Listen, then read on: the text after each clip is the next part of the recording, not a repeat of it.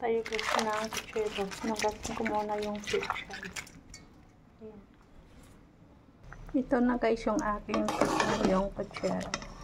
Ayan. Masarap.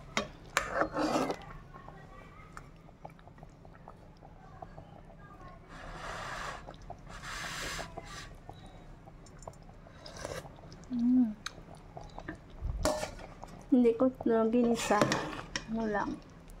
Nilagyan ko lang ng kamatis, sibuyas, siling haba.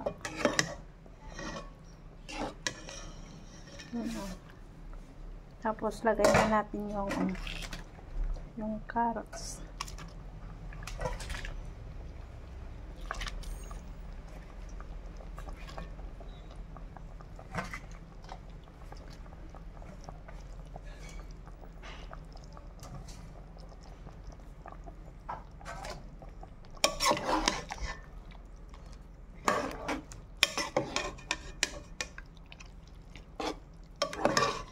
Uling yung ginagamit ko guys.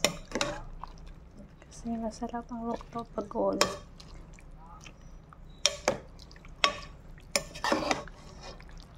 Yan.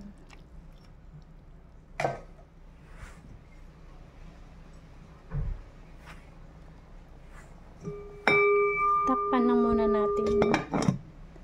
Ayan guys, pwede na to. Luto na. Kainan na tayo. Thank you for watching. Salamat po.